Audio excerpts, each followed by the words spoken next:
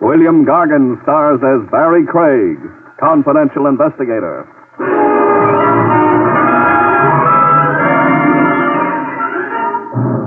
One kind of free lodging that leaves everyone cold, folks, is when it's yours, by courtesy of the city morgue.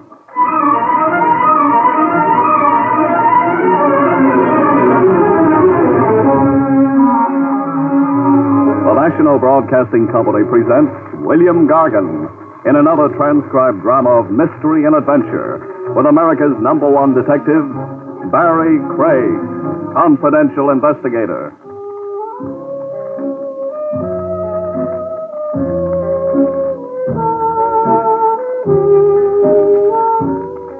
Barrie Craig speaking. There's one little thing a confidential investigator has in common with a crooner or a tap dancer. Ballyhoo. You can't get enough of it. The right kind of publicity break with pictures and ads, and your fees skyrocket. Even better than money, you promote your pick of jobs, scoop off the cream. I wangled me a break like that. A lady reporter, Mona Gale, assigned to follow me around by the True Life Picture magazine. An elegant redhead, lugging a camera and a notebook. She'd been ordered to profile me, get the story of my life from cradle to now. But the assignment had her miffed, I could see. I wasn't important enough people for her. Is there some point to this dreary hike you've got me on, Mr. Craig? Yeah, there is. Tenement Row, near the dock. America's melting pot. Out of it comes governors, songwriters, bookies. Look around you. I have looked around me. Then start taking notes. Garfield Place. I was a kid on this block. That rat trap there. I played stickball off the stoop. Go ahead, sister, make with the pencil. Must I? Posterity will want to know. Are you naturally egotistic, Mr. Craig? Are you naturally a snob? I'm tired. So have a seat. Here, on the stoop. Ah. What's better than sitting? Grand view, huh? Great. Dirty-faced children, pushcarts, squalor. Isn't there some other way of profiling you, Mr. Craig? Like? Oh, one of those celebrated cases you perform in so heroically. Couldn't I just watch you at work? Sure. If I had a case, which right now I haven't. Come on, beautiful. Get the feel of this block. Imagine back to me as a kid. That kid over there, reading the comics. Now, he could be me once upon a time. How about that weird-looking boy carrying the parrot? Boy carrying a what? Parrot. Well, yes. What do you know? The kid is carrying a parrot. And coming this way, too. He wants to pose for a before and after picture with you. Hey, want to buy a parrot, mister, for cheap, mister? I don't think so, Sonny. He yours? No, I found him on the docks. Lost. He's sick. Sick? Yeah, look at the blood on his foot. Yeah, it is blood. Bring him closer. Hey, what you examining him for, like a doctor? Funny. The parrot hasn't been hurt. Not a scratch on him, I can see. But the blood? I'll bet it's human blood. Human blood, Mr. Craig? Yeah. Now, figure that. Oh, if only the parrot could talk. Hey, talk's good. Watch. Hey, go ahead, you talk. Don't shoot me! Don't shoot me! Is that the parrot talking, or is the boy a ventriloquist? Help! Murder! Help! Murder! The parrot, all right. Yelling bloody murder. Sit tight, sister. You hold on to that parrot. Where are you going? The telephone check with Lieutenant Trav Rogers at police headquarters. I want to know what bloody corpse the parrot belongs to. Could be you will be watching me work, after all.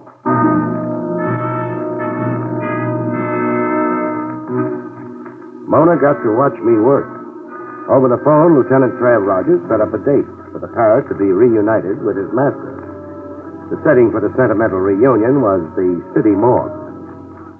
Roll him out, Ernie.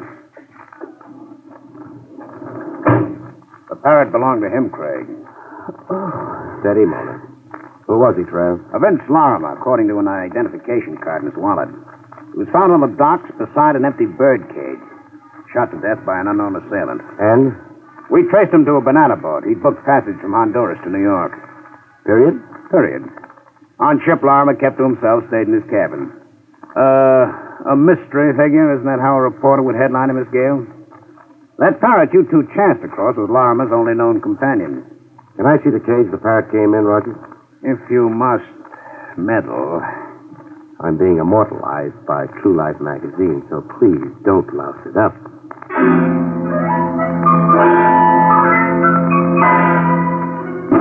This is the cage. How do you figure the parrot escaped, Fred? Larimer was shot. He dropped the cage. This padlock broke off in the fall. The cage door flew open, etc., etc. And the parrot dropped to walk, huh? No, Lieutenant, I don't think so. You don't? Not enough concussion for a padlock to snap off. Larimer could only be carrying the cage a couple of feet off the ground. So? Look at the twist in the wire here, where the padlock was originally secured. The wire is unusually twisted. The padlock didn't break off. It was broken off, deliberately. But why would a killer stop to do that, Craig? I'm puzzled like you're puzzled. Any other personal belongings found on the late Vince Larimer? Just this wristwatch, pocket knife, the silver ring. The silver wedding ring. The end? The dead end. A corpse, a parrot, a few meaningless trinkets. Where would you go from here, Mr. Holmes? Oh, you're sure working hard at lousing me up with Mona.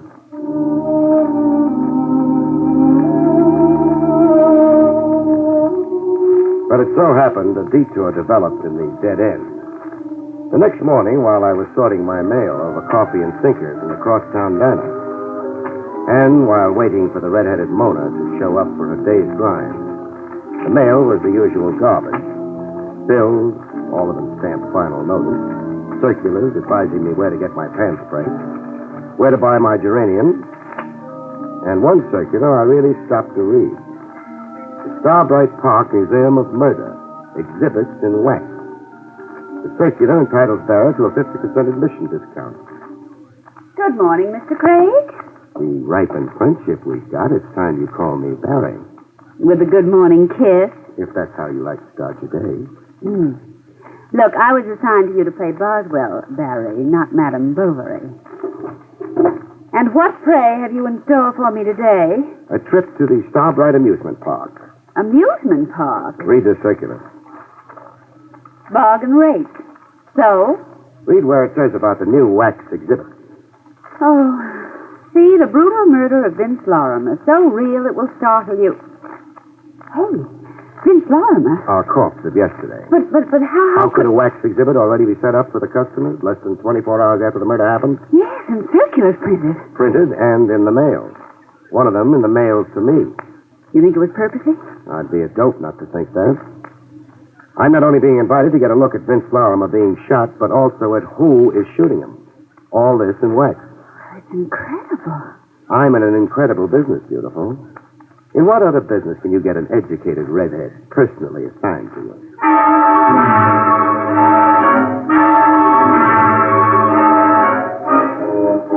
Starbright Park was a ramshackle amusement area, a stone's throw off a public highway.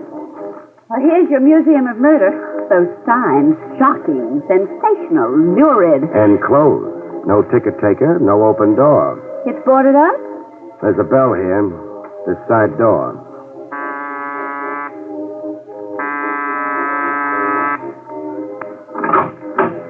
What do you want? A word with the owner, lady. I'm the owner. Oh. I'm Barrie Craig. This is Miss Gale. So what? I got a circular from you in this morning's mail. It's this one. You and 1,000 other people, mister. Everybody from A to C in the telephone directory. Oh, and you didn't mean the circular especially for me? Are you out of your mind? Often. The circular advertises an exhibit of the murder of a man named Vince Larimer. You come to prove to me you can read? And also to see the exhibit. Another time when we're open. You're closed? For safety repairs. The building department found 14 violations. Oh. Come again. Wait. I want in. You say that like a cop. Invite us in.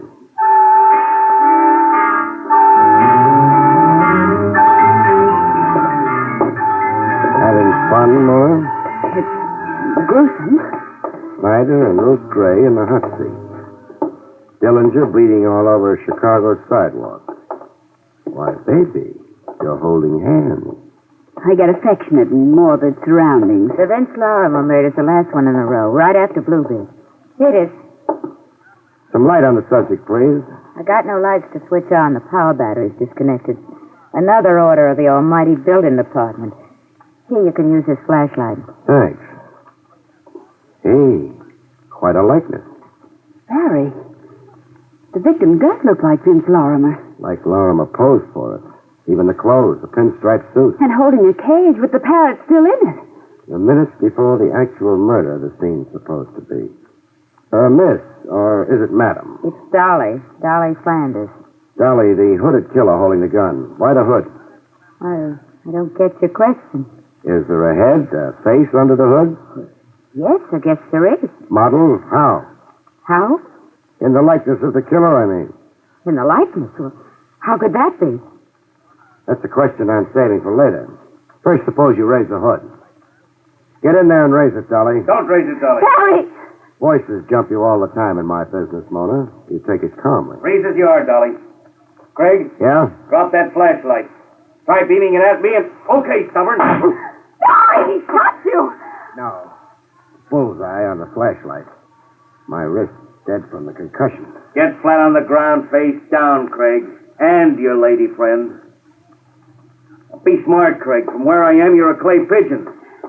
Get down, Mona. Horizontal in a wax museum. Include that in the piece you're writing. I'll even include it on my headstone. You, Dolly. What? This box of matches. Pick it up. Now this newspaper. Now roll the newspaper into a torch and light it.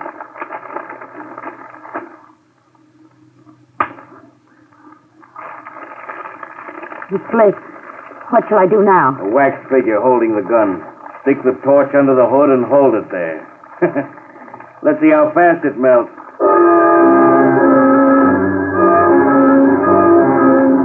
With the figure melted down, my gun-happy friend took one last precaution. I hate working over a guy when he's down. But you will. So you'll stay put while I leave?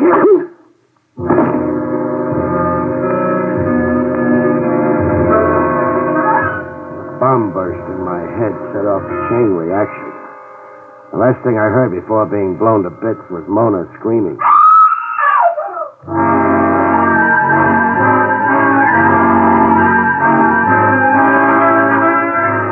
I came around. A long night and 100 years later, I came around. There was a face looking down on me. Pretty with red hair. Red eyes. Red eyes from crying. Crying over me. Barry. And music. Bird music? The music, Mona. It's a yellow canary singing. You're in Dolly Flanders' office. Dolly Flanders. Dolly. I'm not responsible for what happened out there. Who was he? I don't know any more than you do, dark like it was. He didn't want me to see the face under the hood. Because it was his own face, Barry. He's the man who murdered Vince Lorimer. Yeah, the obvious conclusion. Maybe even too obvious. Dolly, What? how come a wax exhibit here dramatizes a murder that happened only yesterday? You tell me. Don't you order your own exhibits? No, I take what's shipped to me on a rental basis. So much a season. Shipped to you by whom? A Mr. Scala, Fernando Scala, a wax sculptor. Where do I find Scala? He's got a studio in Havemeyer Flats near the railroad yard. Number 179. You through third degree in me? No. How come you, a woman, run this kind of a business? Your husband, isn't he with you? How'd you know I had a husband? The silver wedding ring on your finger. Oh. Well, coming back to your first question about me and this business. Yes? I won't be in it anymore after today. Why not? I just sold it, as is, lock, stock, and barrel. Who to? Do I have to answer that, too? Not if it's a secret. It's no secret. Here's my copy of the bill of sale. Know ye by these presents that Howard Crump, purchaser, has this day for the sum of... Mr. Howard Crump thinks he's going to coin a mint running this museum, as it should be run, so he says. Won't he coin a mint? He'll starve to death. That yellow canary of yours, you ever, let it out of its cage? Why should I do a fool thing like that? Skip it. Expecting visitors, Dolly? Crump. He haunts the place to see I don't cart nothing away now that he's bought the place. Come in, Crump. Dolly? Oh, excuse me. This is Mr. Craig. With him is Miss Gale. How do you do? Congratulations on your purchase, Mr. Crump. Oh, you know? Yeah, Dolly was telling us. Dolly said you're convinced there's a profit in murder. Hmm? Oh. That's a curious way to put it. Then you put it. Yes, I believe a wax museum can be run profitably, with, of course, judicious management and promotion. The underlying principle, Mr. Craig, in any business... Cut. My aching head, Crump.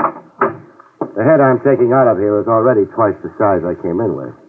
Coming, Mona?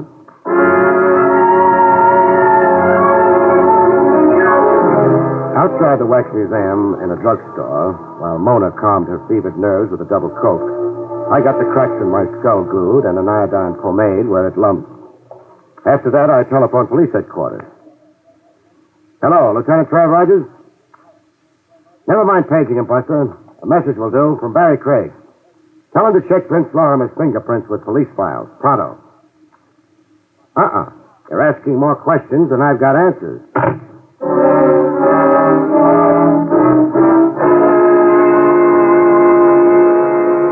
Like Dolly had said, the Havermeyer Flat studio of Fernando Scala, wax sculptor specializing in murder, overlooked the railroad yard. Fight-sized guy, Scala, with the mouth of a mustache and the look of a fox. With those trains, how can you concentrate on your wax modeling, Scala? Even better with the trains, Mr. Craig. I am filled with a wild rhythm. Spare me the poetry. Then, for the lady? Spare her the poetry, too. All right. I say only what you want me to say. No wonder. Where do you keep your crystal ball? Crystal ball? You identified the man who murdered Vince Lorimer. I identified a murder? You are joking. You modeled the victim and you modeled the killer. Oh, but you are surely mistaken. Am I surely mistaken? I modeled the victim, yes, from the newspaper pictures. And from the imagination also. But the killer, him I did not model. You didn't, huh? Oh, just a head with no face. A head I cover up with a hood because I cannot know this face. Who telephoned you in advance of my coming, Scholar? Prime you on how to answer me. Telephone me? But I swear... Was it Dolly Flanders, maybe? Dolly Flanders, the owner of the museum? Dolly Flanders, the ex-owner of the museum. Oh, no, she did not telephone to me. Now, if this interview is over... I'm to scram and take Mona. My apologies for it, but I have so much work. You're a shrewd customer, Scholar. Thank you, Mr. Craig, for the great compliment. There are no, how you say, flies on you either. Oh, excuse me. He's told all he's going to, Mona, so let's go. Isn't there some way of compelling the truth? Yeah, a way that's a beaut. But I don't think you could stand watching it. Mr. Craig. What? This telephone call. It is for you. Nice job of acting mystified, Scholar, over a prearranged deal. Give me the phone. Hello? Craig? You know it's Craig. Guess who this is? The guy I've got a date with, that's for sure. If you live. I won't just shoot a flashlight out of your hand the next time. Through talking? About. I'm on your tail, Craig, every minute. I followed you to Dolly's and I followed you to Scala's. You better stop chasing around asking people questions, Craig. You better stop. Or else.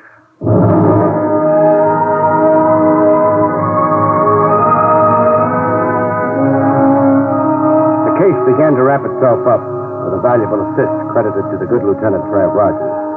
A return message for me, left with Jake, the elevator op in my office building, suggested that I meet Trav post-haste in the Marble Lawn Cemetery.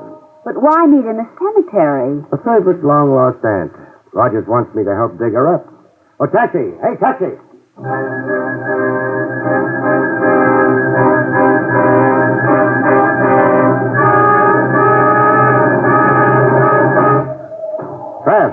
Trav, where are you? Craig, I'm over here, the first footpath. Greetings, Gould. What do you hear from the beyond? Read that tombstone in front of you. In memory of Sam Tracy, born 1910, died 1945. His loving wife, Dolly. Dolly. Barrie, Dolly. Don't get into the lieutenant's act, beautiful. It's his show. Let him have the fun. But, not here. Somewhere over a hot cup of coffee.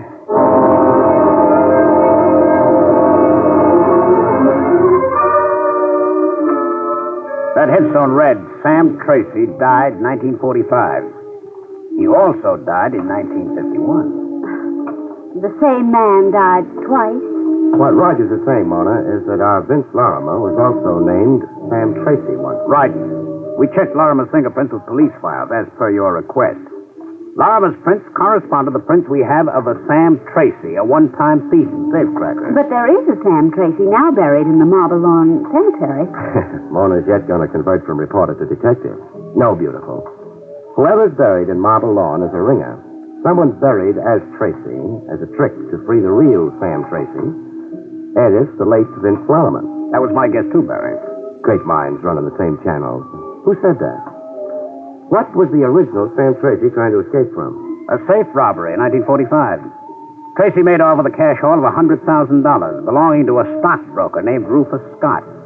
The police gave up when Tracy, the phony Tracy, as it turns out now, died. Died how? In a rooming house fire while hiding out. And the 100 G's? Went up in smoke. So the police thought, I mean.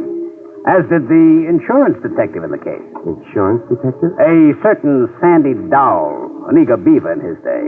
Dowell chased Tracy all over North America before the fire burned him out of the case and into retirement. Well, you got something you can contribute, Craig? This. Sam Tracy, alias the late Vince Lorimer, was the husband of Dolly, the ex-owner of the Starbright Park Museum of Murder. I read the tombstone, too, genius.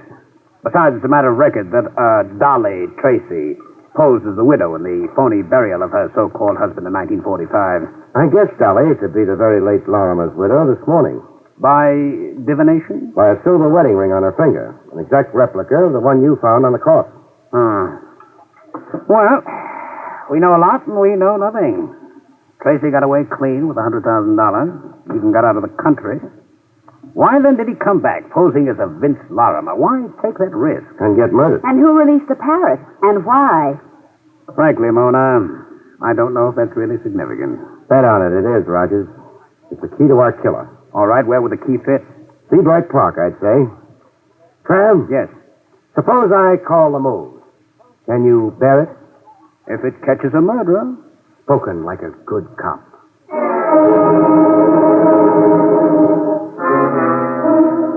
With Trav swallowing his pride enough to backstop me, I stormed the Museum of Murder.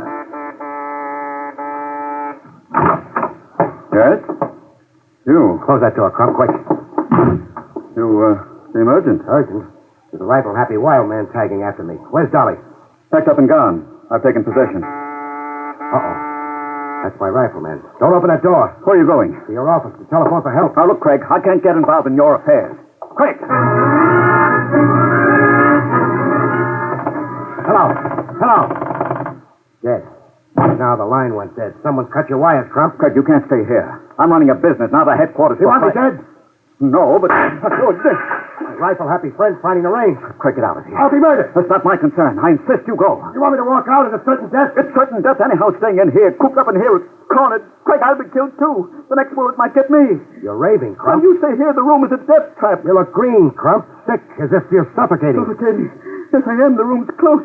Stifling. Close and stifling like a cage? Yes, And you hate cages, don't you, Crump?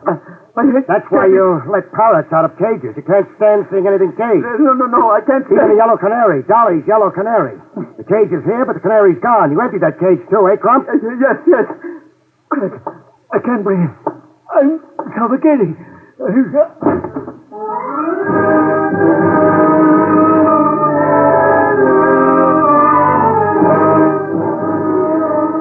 Trav and I swapped postmortems and Tony, while Mona took notes. Claustrophobia, the fear of confinement. Crump couldn't stand anything in cages, or being caged or cornered himself, like I made him feel in his office. It even showed in his clothes. Baggy suit, sizes too big. Shirt open at the neck, no necktie. His clothes gave you the hunch on him. That and the bill of sale Dolly showed me. How so? Crump paid $40,000 for the Museum of Murder. $40,000 for a worthless business. Blackmail? It had to be. Dolly knew it was Crump who'd murdered her husband on the dock. She devised a cute way to make Crump pay off. But why would Crump murder... Oh, wait. I think I know. Crump is really Rufus Scott, the stockbroker Sam Tracy robbed 6 years ago. Was hired to rob by arrangement. My bet is that Crump invited Tracy to come tap his safe. I'll buy that, sure. The Scott firm was on the verge of bankruptcy before that robbery. And then Tracy never got to keep the stolen $100,000. He was just a tool. The patsy. Lucky to escape with his life. That's why he skipped the country. But, Craig, But who staged the rooming house fire and the burial of a bogus Sam Tracy? somebody who wanted to permanently shut off police interest in Sam Tracy and in the 100G.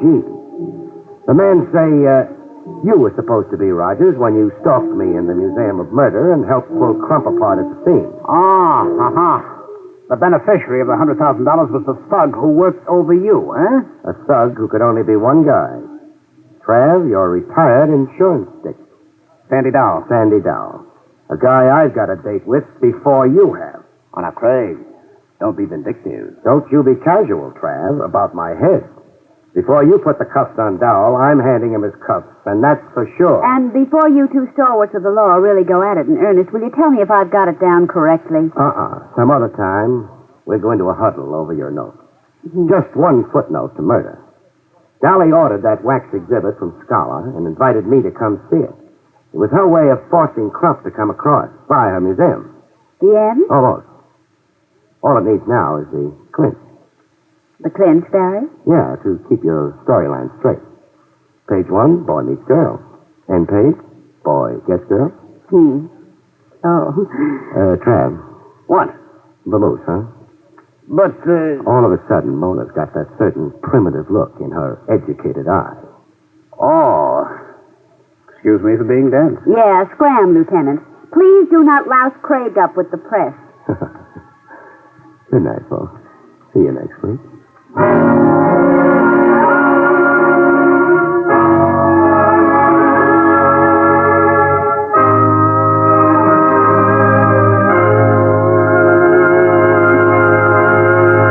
You have been listening to William Gargan in another exciting transcribed mystery drama from the adventures of Barrie Craig, Confidential Investigator.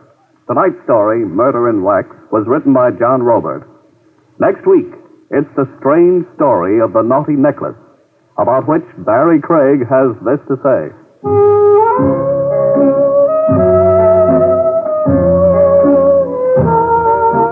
Next week, I'll tell you how I was hired to buy a string of pearls, which was almost woven into a noose to hang me with. See you next week, folks.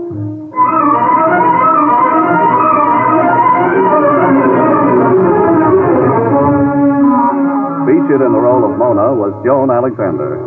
Barrie Craig, starring William Gargan, was under the direction of Hyman Brown. This is Don Pardo speaking.